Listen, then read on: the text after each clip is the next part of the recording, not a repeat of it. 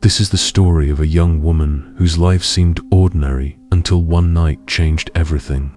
It was late in Lawrence, Kansas.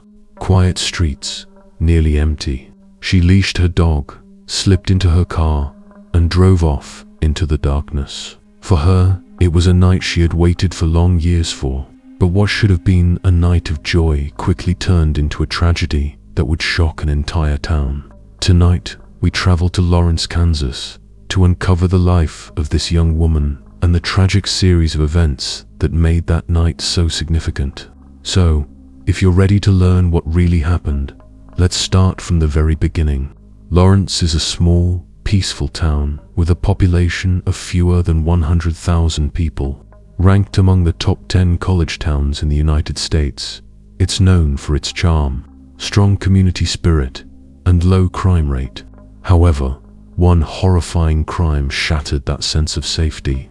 On January 15, 2014, a young man contacted local police to report a disturbing and suspicious noise coming from his neighbor's home.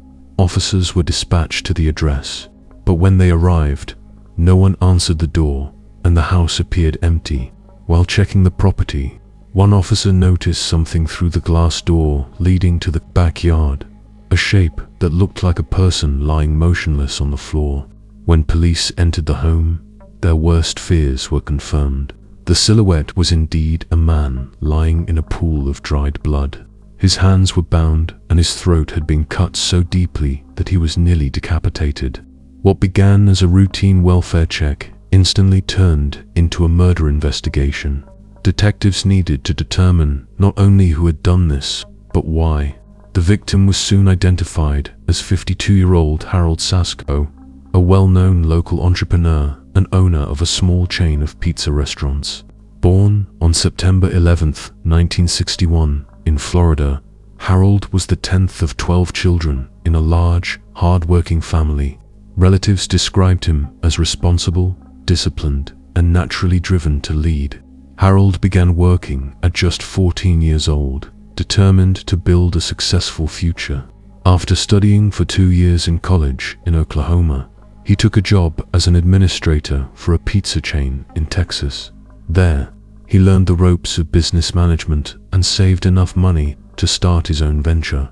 In the 1990s, Harold moved his family to Kansas, where his dream finally became reality. He opened his first Sasco's Pizzeria, and the business quickly took off. Within a few years, he had expanded with new locations in Topeka and Lawrence, earning a reputation as a respected businessman and community figure. But as investigators began piecing together Harold's life, one question haunted them. Who could have wanted him dead? Had the respected entrepreneur made dangerous enemies? Or was there a darker side to his personal life that no one had seen coming? Detectives soon uncovered a key lead. Harold Sasco had been living with a 19-year-old woman named Sarah McLinn for the past few years. However, she was not found at home and could have been the second victim of a brutal attack by a mysterious criminal. Sarah might have been the last person to see Harold alive, but where had she gone? To find the missing girl and uncover the truth about her connection to the older man, investigators had to piece together the complex and secretive relationship that had quietly developed inside Harold Sasser's home. Sarah Gonzalez McLinn was born in 1994 in Topeka, Kansas. She was a bright, cheerful, and curious child who loved trying new things. But during her teenage years, her life took a dark turn. She became the target of harassment from a neighboring experience that left her deeply traumatized and fearful. At the same time, her parents' marriage began to crumble. Their constant fights and bitter disputes over property created a toxic atmosphere that weighed heavily on her fragile mind. Forced to grow up too quickly, Sarah struggled to understand the chaos around her. To escape the pain, she turned to alcohol, but it only deepened her despair. Eventually, overwhelmed by hopelessness, she attempted to take her own life. Afterward, she was hospitalized and received psychiatric treatment for several months. Still, Sarah longed for freedom. She dreamed of leaving her parents' house, where the emotional tension had become unbearable. Determined to build a new life, she began saving money to rent a room and move out. It was during this difficult period that Sarah met Harold, a kind, older man who ran a youth mentorship program and owned several restaurants. Through his program, she found a job at one of his pizzerias. At just 16, she worked diligently at the counter, taking orders and saving every penny she could. For the first time in a long while, Sarah felt safe and appreciated. Harold became a guiding figure in her life, offering the care and attention she had never received at home. Over time, she opened up to him about her struggles. Moved by her pain, Harold offered her a place to stay temporarily until she could get on her feet. Her mother objected, but Sarah was determined. After enrolling in college, she moved into Harold's home, believing it would only be for a short while. Harold helped pay for her education, and their bond deepened. Those close to them described their relationship as fatherly and nurturing. Neighbors recalled how Harold was a source of stability for Sarah McLinn, who had given her refuge during her most fragile years. But after Harold's death, that bond became the focus of police scrutiny. Detectives urgently sought Sarah, fearing she might be the next victim.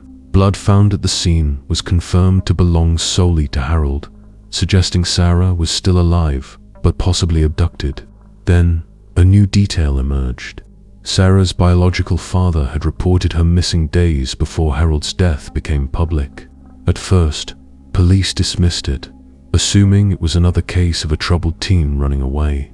But as evidence mounted, that assumption no longer seemed valid.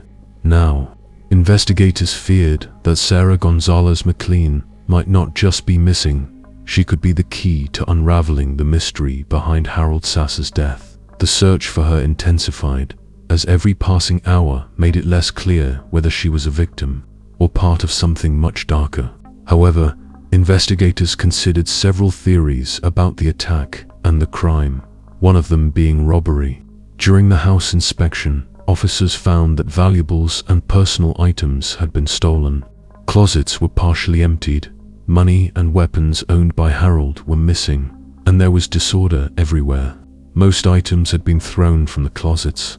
After compiling lists of the stolen goods, it became clear that only Sarah's belongings were missing. Her tablet, phone, and car were found in the parking lot at the house, which led investigators to conclude that the young woman had been abducted. Mr. Sasco's dog, Oliver, had also disappeared without a trace, a detail that puzzled investigators. Why would an abductor take the dog? The disappearance of Oliver further baffled the team. They also noted that Harold's car was missing from the parking lot. Officers checked the license plate in databases and began an active search for the vehicle, reviewing city surveillance footage where the car might have been seen. They managed to determine a likely direction of travel, but blurred frames prevented identification of the suspect. Information about the stolen car and the possible criminal was distributed to nearby posts along the suspected routes, but no clarifying leads came in. While waiting for information about the car's movements, investigators questioned Sarah's friends and acquaintances intensively, hoping to learn more about the unusual living arrangement between the young woman and the older man.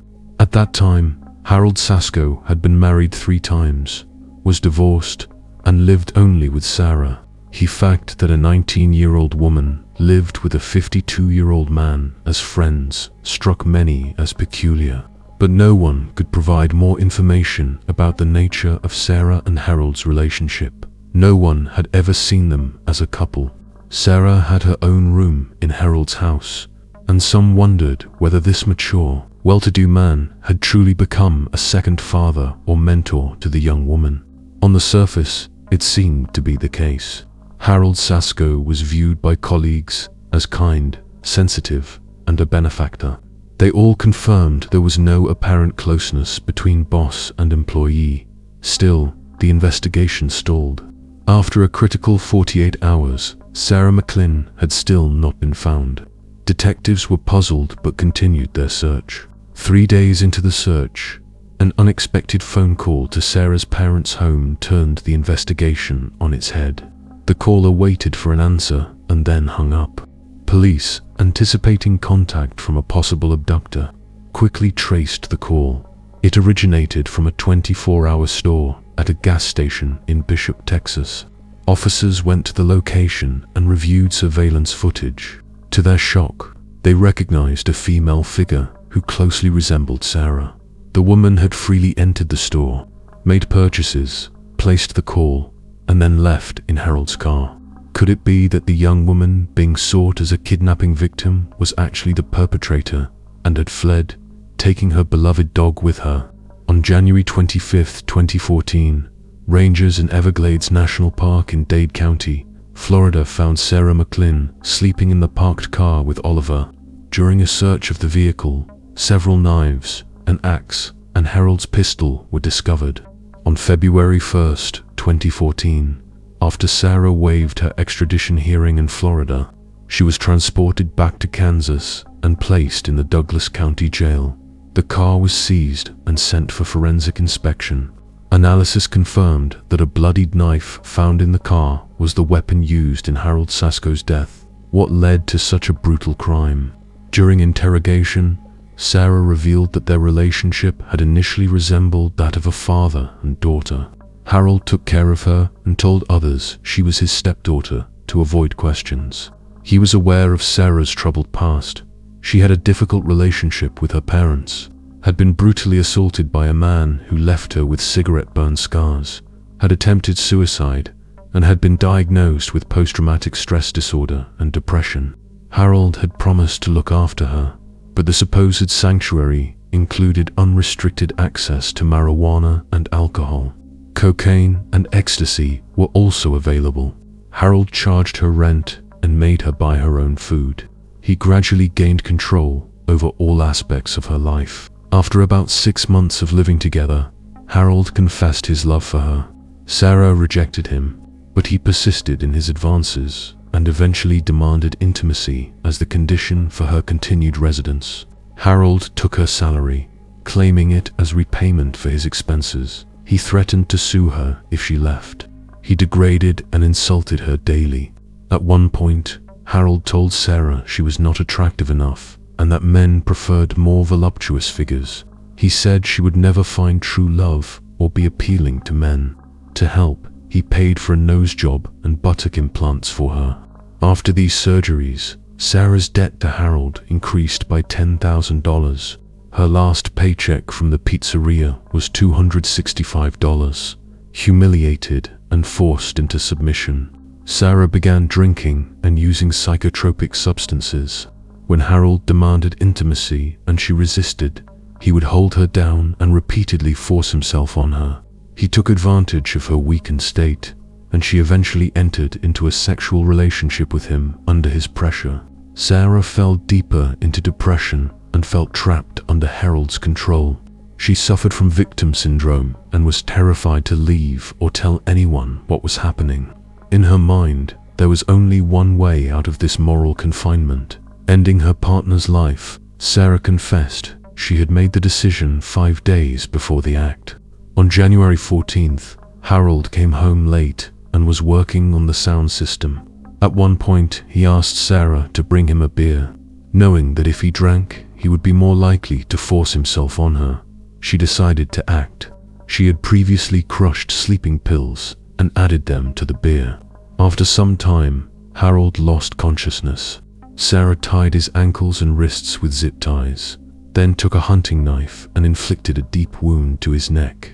During interrogation, she confessed that at one moment she reconsidered killing him, but he was already bleeding out and she felt she had no choice but to finish the act. With renewed fury, she continued to stab him in the neck with relentless force, nearly decapitating him. Afterward, Sarah showered, packed her belongings, and left in Harold's car, taking Oliver, the dog she had cared for. She first headed to Texas, then to Florida, to see the ocean, where rangers found and detained her. The trial for Harold Sasco's death began on March 5, 2015, at the Douglas County Courthouse. In his opening statement, prosecutor Charles Branson told the jury that Sarah McLinn had meticulously planned Harold Sasco's killing. Lawrence Police Detective Robert Brown testified for the prosecution, presenting evidence that before the act, Sarah had searched Google for the phrase "vulnerable places" on the neck. She confessed to inflicting knife wounds on the victim and cutting his throat. When the detective asked why she ended Mr. Sasco's life, she replied, "I wanted someone to die because of this." The trial focused on her ability to form the intent to commit the act. However, in a private meeting with the judge before the trial began, Prosecutor Charles Branson stated that it would be inappropriate for the jury to hear about Harold Sasco's cruel treatment of Sarah McLinn. He deliberately chose to omit this information, believing that the details of her alleged abuse would only elicit sympathy from the jury without sufficient supporting evidence. Branson did not want the years of domestic violence and control to become a focal point of the case or influence the verdict emotionally. Defense attorney Carl Cornwell agreed with the restrictions on presenting evidence of Harold's mistreatment, even though it could have supported his client's case. Instead, he focused his defense on Sarah's mental state, arguing that she was psychologically unstable and unable to fully comprehend her actions at the time of the crime. Cornwell urged Judge Paula Martin to consider sending Sarah to a state hospital rather than prison, or, if imprisonment was necessary, to sentence her to 25 years due to her mental illness.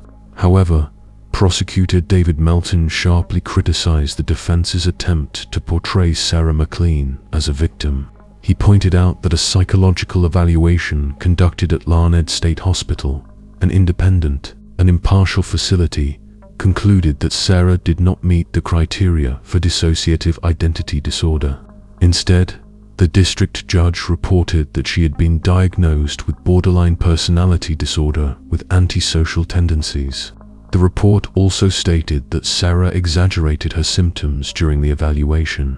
In his closing remarks, Melton told the court that this crime was not committed by a sweet young girl, but by a cold, methodical, and calculating killer who meticulously planned the act in advance. He reminded the jury that Sarah had intentionally left her mobile phone behind to avoid being tracked, further demonstrating her premeditation. Melton declared that, in all his years as a prosecutor, he had never seen a crime as reprehensible and brutal as the murder of Harold Sasco. Some crimes are so evil, so horrendous, that they demand the harshest punishment, he stated. He argued that Sarah had several other options: suffocation, overdose, or poisoning, but she chose a knife, deliberately targeting Sasco's carotid artery, prolonging his suffering, and taking a disturbing satisfaction in the act. After reviewing the psychological assessments, hearing arguments from both sides, and considering the emotional pleas of relatives, Judge Paula Martin ruled that there was insufficient evidence to justify sending Sarah to a psychiatric hospital. Instead, she declared that the crime had been committed in a disgusting, barbaric, and brutal manner. Sarah Gonzalez McLinn was sentenced to 50 years in prison, with no possibility of parole until she served the full term, meaning she would be nearly 70 years old before becoming eligible. After the sentencing, Sarah tearfully apologized to her family and to Harold Sasco's loved ones. Her legal team immediately filed an appeal, citing ineffective counsel and suppressed evidence of prolonged abuse. While preparing a clemency petition, defense lawyers uncovered disturbing information that had never been presented to the jury. It was revealed that during the initial investigation, crucial evidence had been overlooked. Detectives had focused on proving Sarah's guilt, not exploring possible domestic abuse. When Sasco's phone was re-examined, investigators found that he had repeatedly accessed child exploitation material and visited explicit websites depicting unconscious or sleeping women. At least 20 times, he had viewed content involving minors or incapacitated individuals. A camera and several flash drives were also found in Sasco's bedroom. Although one detective stated that the files appeared harmless, defense attorneys were denied access to review them. Sarah later said she was shocked that none of this evidence, nor the history of abuse, had been introduced in court. Despite this, on March 20th, 2015. After only 4 hours of deliberation, the jury found Sarah McLinn guilty of first-degree premeditated murder with aggravating circumstances, unaware of the months of psychological torment and coercion that had preceded the killing. Years later, Sarah's lawyers continued to fight for her release, arguing that she was a victim of systematic abuse who acted in a moment of despair. In 2021, newly elected District Attorney Susana Valdez reached a stunning agreement. Sarah's sentence was reduced by half in exchange for waiving her right to further appeals. Today, Sarah remains incarcerated at the Topeka Correctional Facility in Kansas. Her earliest possible release date is 2039. Paradoxically, prison became the place where she found a sense of peace. In her only interview, she described being locked up as a strange kind of relief, explaining that it gave her time to reflect, heal, and seek forgiveness. She began training Labrador and Golden Retriever service dogs for a non-profit organization in Washington, Kansas, work that she says has helped her heal more than anything else. Since being in prison, Sarah said, "I've dedicated every day to becoming better, not just for myself, but for my family and for society. I will make sure that everything that happened was not in vain.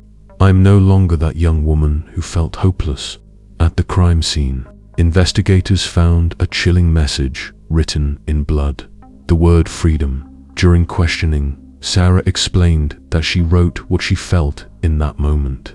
Ironically, it was behind bars, not outside them, where Sarah McLinn finally found her freedom. Thanks for watching, guys. Subscribe to my channel. There are many shocking stories ahead of you.